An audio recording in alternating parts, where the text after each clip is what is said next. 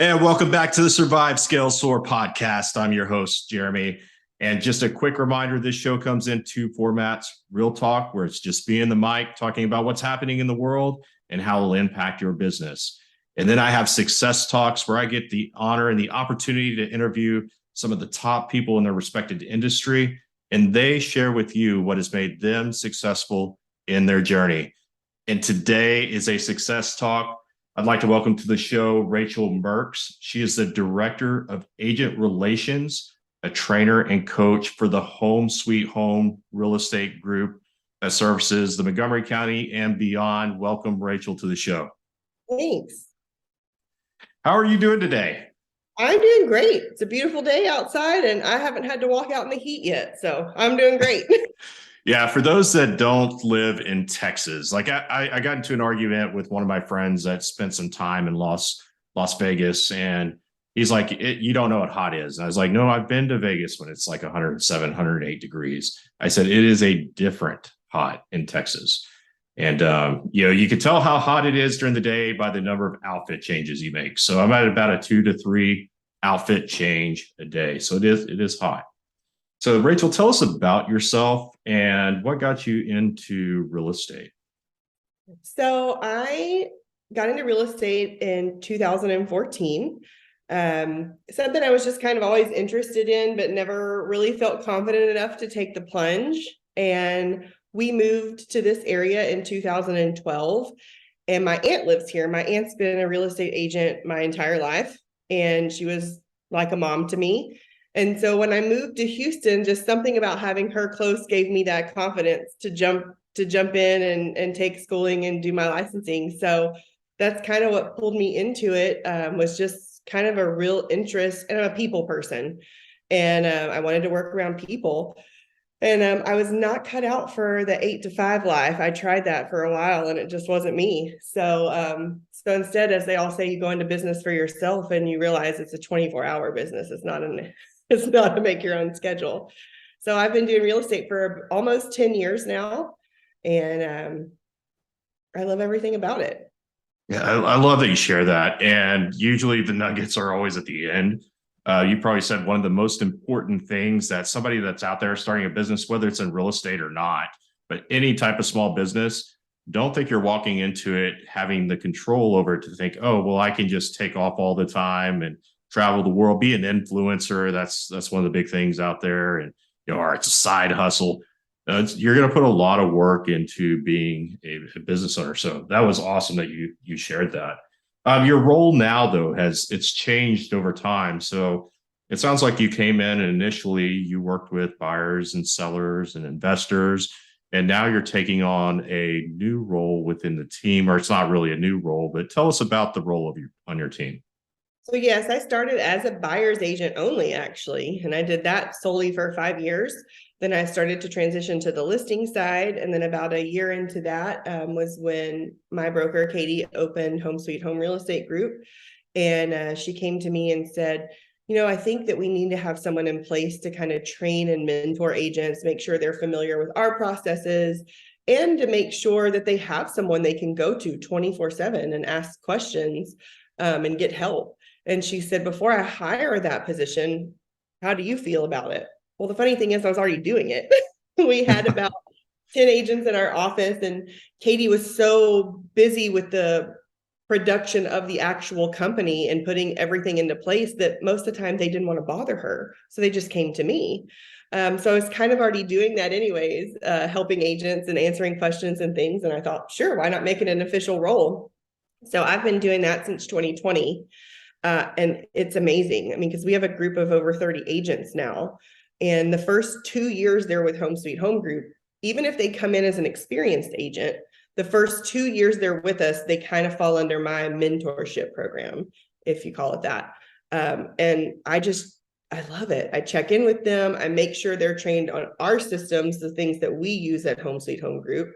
And they can call me when they have their first buyer. I can step through a contract with them. And if it's not something I can go meet them, we can jump on Zoom and go through it together. When they had their first listing appointment, I've gone on several first listing appointments with people. So yeah, it's a training, but it's also like a mentorship as well, where they feel like they have that experience walking hand in hand with them.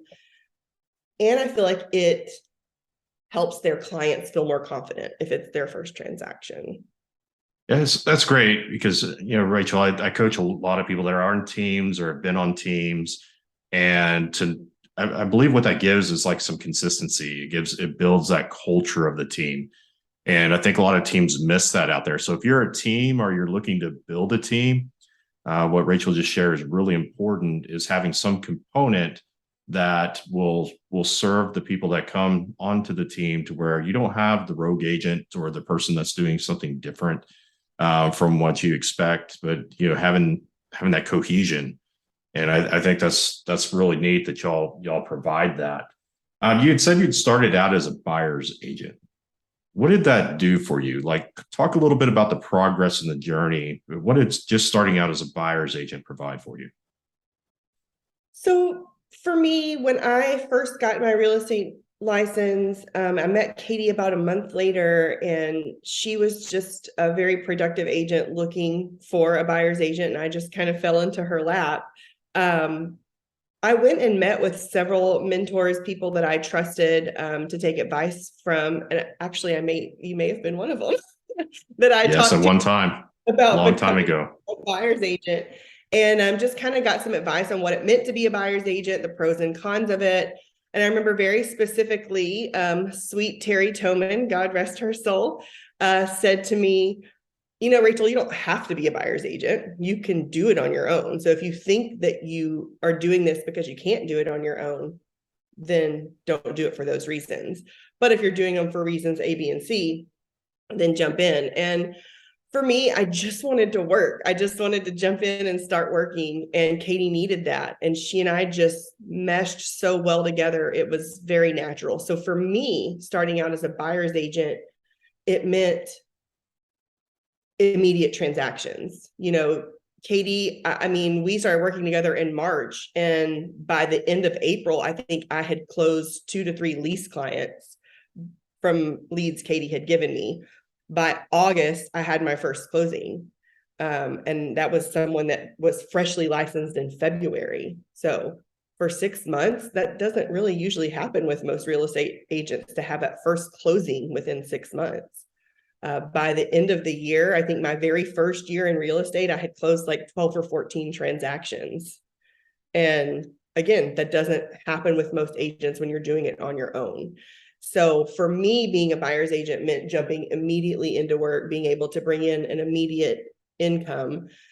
And when I look back on it, it was an amazing plan. It was amazing things happening in my life. If you're a spiritual person, like for me, I know that was God leading my life, because a year and a half later, my husband was laid off from the job that was our bread and butter, and I was already making money. So for me, it was what being a buyer's agent meant was just immediate work and not Yeah, having to build that.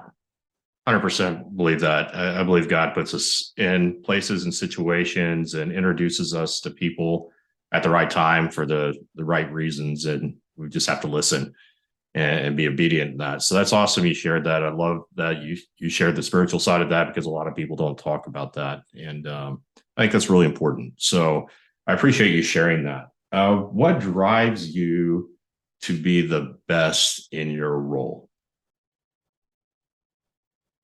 Um, my upbringing. I know that sounds crazy, but my dad is a huge influence in my life. My dad is an amazing person. And he instilled a value in me at a young age that you commit to something, you stick to something, you keep your word, and you treat people the best that you can treat people. And I think that's what really drives me.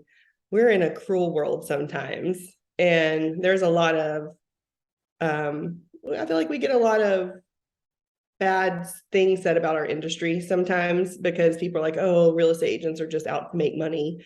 But for me, that's not what it's about. It's really about helping people and and keeping my word. But the drive that for me comes, my sister and I always joke, people say WWJD, what would Jesus do? We always say WWTD, what would Tiger do? My dad's name is Tiger. And that's driven so many decisions in my life. But yeah, I mean, I just had a really great upbringing and a dad that really drove me to be a really good person. And that's what drives everything I do. My helping nature, my business nature, any good part of me comes from him. Yeah, and I think that's one thing business owners need to understand. You shared a really good point there.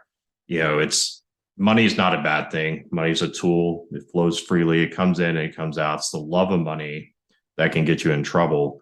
And what if business owners would understand that money comes from all the things you said, the upbringing, being a servant to your clients, making sure they get their things, you're going to get yours.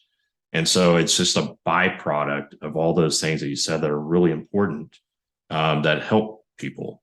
And so if you're a business owner out there today, Rachel she just did a masterclass on how doing the right things can help you earn a lot of money. All right. Awesome. So what is the biggest challenge that you face, whether in your current role or just in the industry in general? What is the biggest challenge you face and how did you overcome it? I feel like every file is a challenge.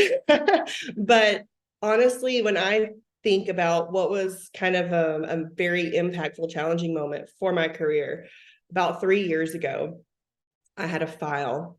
I was the listing agent. It was probably one of my first listings I had taken on, or in the first year I started doing listings. And it is just one of those files where you think everything's going smoothly, and then boom, one thing after another happens. And when it came down to it, we had extended almost 3 months with the same buyer. They still couldn't get their financing in order. My seller was already moved to another state. They were ready to move on with their lives. And it just was very challenging for them. It was and they had been as patient as they could. And the buyer agent had stopped responding to us. And so we had to my sellers just said, we just have to terminate. We're past our closing date. We're not getting anything from them. We need to terminate. And so great, we go to our termination, we go to our contract, and our contract lays out all these specifications for us, right? If this, then this, if this, then this. But what I learned 3 years ago was, sure, our contract says that, but nothing in that contract is enforceable without an attorney involved. And that was very hard for me to get past because I'm a fixer, right? I want to make everything okay for everybody. And the fact that we couldn't get a buyer who was clearly in default to sign a release of earnest money. And my seller sitting here going, well, that's not fair to me. I'm way past when I should have closed this home. And they're looking at me going, what do we do? And the only thing I can say to them is, you're going to have to call an attorney. That was a huge defining moment in my career for me. I lost a lot of faith in my career for a few months. I shed a lot of tears because I really get there with my clients. They're my people, and it was very challenging for me to know that I couldn't fix it, and that I didn't have the confidence going forward to sit down with a seller and say, okay, this is what the contract says. And if the buyer doesn't do this, then you're protected. Because are they? Because we have to wait for an attorney and a judge to decide if they're really protected. That was the biggest challenge for me. But the way that I overcame that was to, first of all, remind myself that in that time, 7, almost 8 years, that was the first time it had ever happened. So that is the exception. It's not the rule. That doesn't happen all the time. For the most part, we're able to work things out very easily without ever having to get an attorney involved. So that was the first thing I had to remind myself is you're getting really worked up and thinking about throwing your whole career away over something that's very rare. And then I just had to also remind myself that things are out of our control. And you just have to be okay with that. And again, I hate to take everything back to my faith, but my faith teaches me that, right? That things are just out of my control. I know there's a greater purpose, a greater good that's directing things, and I just have to sit back, do the absolute best I can do. But when I get to a point where there's no more I can do, I have to hand that to someone else to do. A little bit of a control freak, so it's taken a little bit to learn. I have to hand that off to someone, but at the end of the day, I just have to say, can I fix it? And if I can't fix it, then let's get it into the hands of the people who can fix it. Yeah, I had one of those transactions in my career. It's like one that, was legendary, went all the way to the Texas Supreme Court. And it's one of those situations where once you realize that, and you said it, once you realize you can't control everything, especially in a real estate transaction, there's so many moving parts and so many people that come in and out of those transactions from all sides, and you can't control. Everybody has to kind of control the decisions that they make. And so it gets easier when you realize, okay, well, I can control the things I can control, and everything else, like you said, I just have to give it to the person that can take care of it. So that's great advice. That's great advice. And it leads right into my next question is, if somebody is considering a career in real estate, like what are some of the things they should think about before making that jump? So I meet with a lot of people who say to me, I'm thinking about getting into real estate. And they call me before they've ever taken the first class, and I say, let's go have lunch or coffee and let's talk about it. I'm honest. I'm not going to sugarcoat anything for you. I'm not talking anybody into it. Matter of fact, what I say normally talks you out of it. But I think one big thing people have to remember, and you said this a few moments ago, was this is not easy money. I think that's a huge misconception. Oh, it's just easy money. I'll just stick a sign in the yard and sell some houses. It's hard work. It's not a hobby. It's not a side gig. Even people who do this dual career, I don't even like to call it a part-time agent. There's no such thing as a part-time agent. If you're doing this in another job, you're doing two careers at once. So what I like to tell people is, you are going to work the hardest you've ever worked in the first 2 to 3 years of this career. And if you're able to do that, if you're able to shut everything else out and work so hard in your first 2 to 3 years, you can be really successful. And you can get to a point where there's things you can say no to. I say no every day. There are things I have to say no to. But for 2 to 3 years, I couldn't, because for 2 to 3 years, I didn't have my experience or my work ethic to go. I mean, not my work ethic. I didn't have my experience or my transaction history to go off of. I only had my work ethic. I only had the fact that if someone needed to see a house, boom, I could go right then. If someone needed to talk at 9 o'clock at night, boom, I could talk right then. That's all I had to establish myself. So I tell every agent that's thinking about getting into it, you have to be okay with saying no to everything besides real estate for 2 to 3 years. And then if you can do that, you will get to a point where you can say no when somebody needs you to jump. Yeah, that's great advice. I was in a recruiting role for many years and recruited a lot of people, and I took the same approach. I didn't necessarily want everybody to join, so because I know it's not for everybody. Not everybody's cut for it. I'm not saying that you can't learn to the skills to be good at it. Like you said, it takes time and it takes commitment. It's going to take some sacrifice.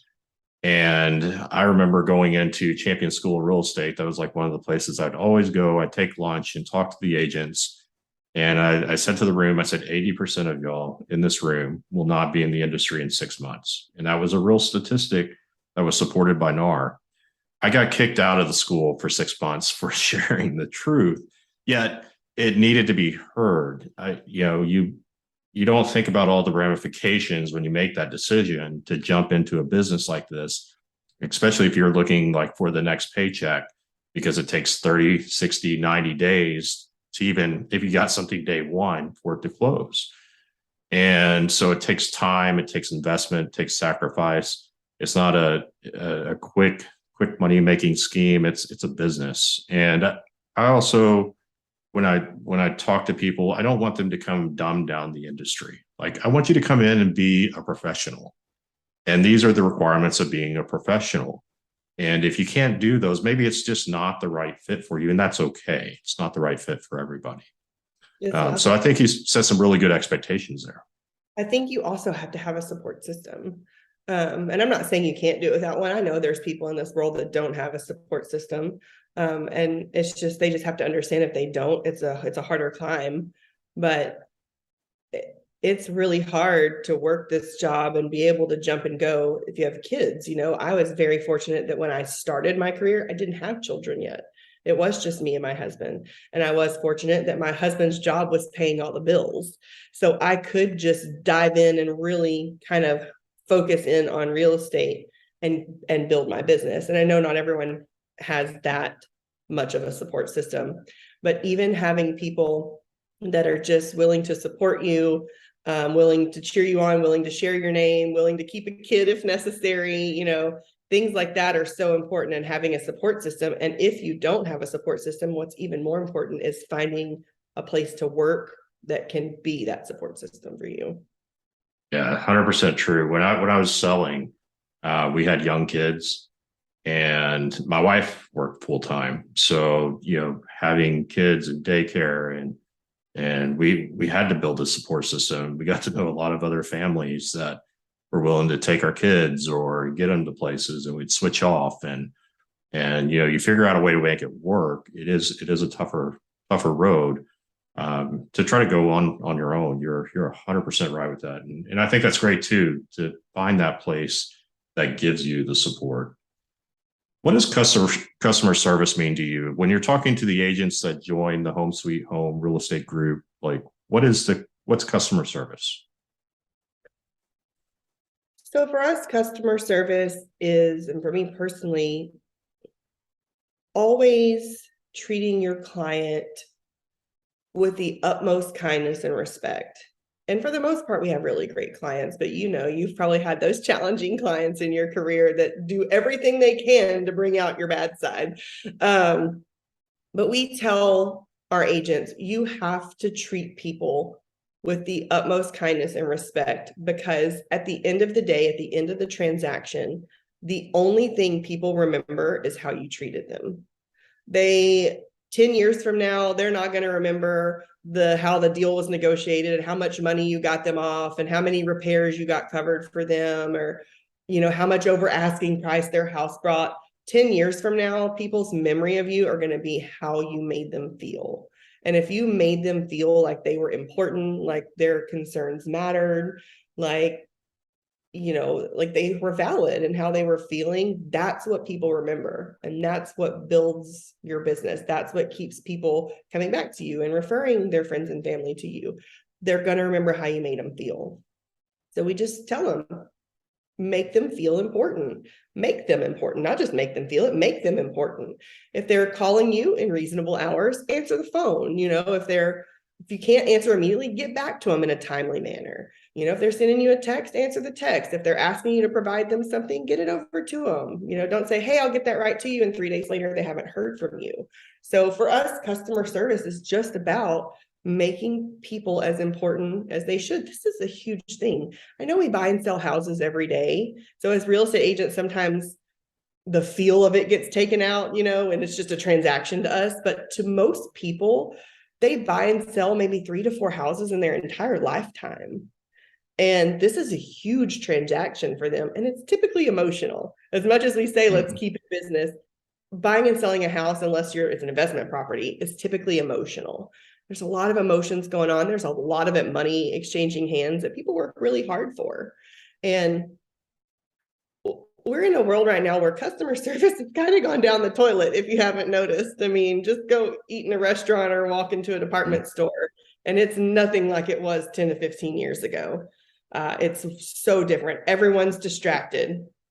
Everyone's on their phones, What a competitive advantage, though. And exactly. So what an advantage to come in to someone who is so frustrated with the world's customer service in general and just provide excellent customer service and make them go, holy crap, I didn't think the most pleasant thing I'd do this year is buy or sell a house, but here it is.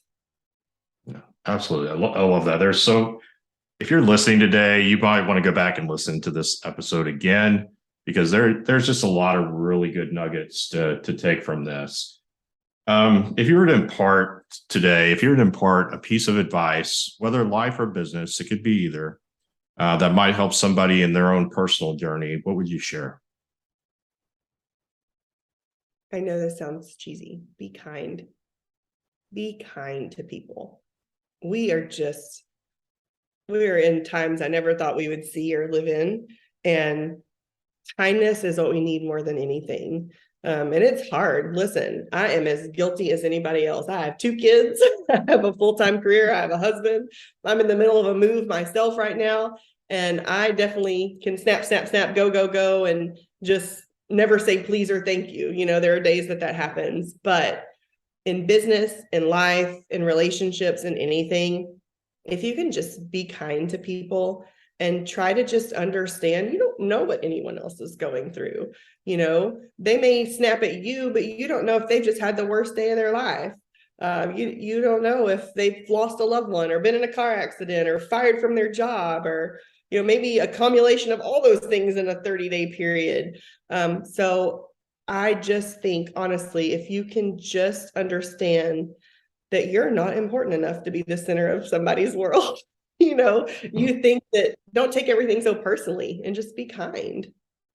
I love that. And it's going to open up so many more doors. Like you said, somebody could be having a really bad day and they snap on you, but they remember how kind you treated them.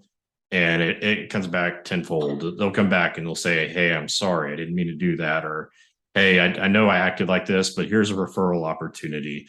I was just having a really bad day. Like, kindness can solve so many problems in our world today. We're obviously a very, very divided country right now. And, social media, you can easily go down the rabbit holes, and it gets everybody pent up. So they're looking for a place to release that. And sometimes it could be on us in the industry, right? And so the best way to counteract that and fight back against that is just be kind. Even when it feels like it might not be the time to be kind. So I love that.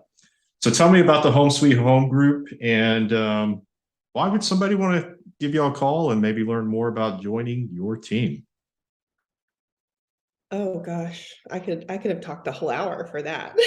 I'm the Home Sweet Home Group's #1 fan. I feel like what sets us apart is we do really function a lot like a team, even though we are brokerage, even though every agent that works at Home Sweet Home is their own individual agent. We have a very team mentality. And I think anyone in our office would tell you that. We just, I don't know, there's no one that's not ever willing to jump in and help. So when someone comes to us as a brand new agent, or maybe they're an agent and they've been somewhere else to 6 to 8 months and they're going, this is not working for me, and then they come talk to us and they say, well, maybe this will work. And they switch over to our group and they go, oh my gosh, this is a night and day difference. They feel like they're being supported. They feel like they're just more productive. I mean, we've had agents come to us that have been in the business 2 years and have sold 5 to 6 houses a year. And their first year with us, they sell 14 houses. It's just a support system. It's just that team mentality. And let me tell you, there's no better broker to work for than Katie Cooper. I mean, you've talked to her. She is genuinely one of the greatest people I have ever met in my life. She does not have a selfish bone in her body. She will do anything for anyone. She's willing to solve any problem. She'll get in the trenches with you, she'll just get down in there. I've never had a moment I've called her panicked that she's panicked. She's like, okay, let's talk about this, and she brings it back down to center. And everything she's designed and set up for Home Sweet Home Group is in the betterment of her agents. So you just don't have a lot of brokers that are like that. Most brokers, you have to have a business mind, and Katie does have a great business mind. But everything she designs business-wise is designed to put production into the pockets of her agents. So she sets it up with, how do I make them more productive? What can I provide my agents to make them more successful? And you just don't find that. I don't talk to many other people that are like, oh, my broker is just trying to put money in my pocket. But I truly believe that that's who Katie Cooper is to the core. So yeah, it's important that brokers be leaders. And there's a lot of brokers out there, but very few leaders, and leaders that truly care about their agents. And having been on the side of growing some large offices, the biggest reason people leave is they don't feel like you care. As soon as that happens, you can't win them back. And I've known Katie for a long time, and I know that she's worked very hard at that and does a very good job at that. And it's why people don't leave. They go there and they stay. They do. And And not to stay, they have such a commitment to her brand. I mean, we've got agents that are with us that not only do I think they're never going anywhere, but they promote the brand better than Katie or I do some days, and when you have something you're so passionate about, it's amazing how natural that comes out. But how could you not be passionate about something, that Katie's created? And you were very right in what you said. You have to care for people. And we do that pretty well. We care for people pretty well. We had a agent that came over with us, and she was leaving a bigger company because she was struggling, and she went to them and said, I'm struggling. And they said, well, have you done ABC? And it's everything that fits inside this little box, and it's like, people don't fit inside a box. And she shared with me, she said, my husband was injured on the job and he's been home for 2 months, and I've been having to be his caretaker, and I couldn't attend all these classes that they were needing me to attend. And I was trying to come up with a solution, but they just wanted me to fit in their box. Well, people don't fit in a box.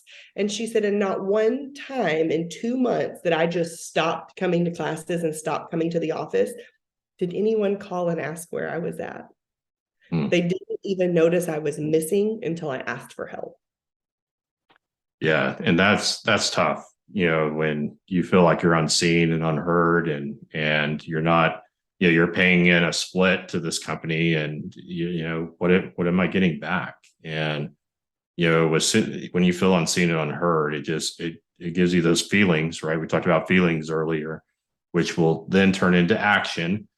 And so it's either going to work for the broker or against the broker. In that case, against the broker, and they're going to get into that action and go find the place that does care and does support, just like the Home Sweet Home Real Estate Group. So amazing. How do people get a hold of you? They're thinking about joining. Maybe they're currently an active agent, or maybe they're looking at getting into the real estate industry, and they want to learn more about Home Sweet Home Real Estate Group. How do they contact you?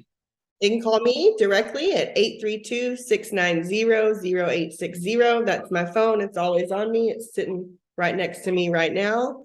They can email me, Rachel@homesweethomegroup.com. I know we're in a generation where people don't like to talk on the phone as much, so they can text me or email me. They can contact me on social media. I'm all over there. Honestly, just type Rachel Merks into Google and it'll give you everything you need to know about me. I'm an open book. Awesome. And I'll take you to lunch. I'll take you to coffee. I'll take you out for a drink, whatever you want to do to chat about real estate or Home Sweet Home Group. Awesome. Well, Rachel, I appreciate you taking the time today. There are so many things that you shared in this, whether you're a new agent or an experienced agent, or maybe you're thinking about joining a team. You gave a lot of information today that I think is going to really help somebody that's a listener out there. And there was a lot of stuff in there, guys. If you're listening today and you're not even in the real estate industry, there are a lot of things that you can take and apply to your business today. One of them being customer service. I mean, that's huge. Right now, you can go anywhere and you just don't feel like they even care. And so, just doing that gives you a competitive advantage over everybody else. So much information, Rachel. Thank you for taking the time being on the show today. Thanks for having me. I appreciate it. All right. Until next time, onward and upward.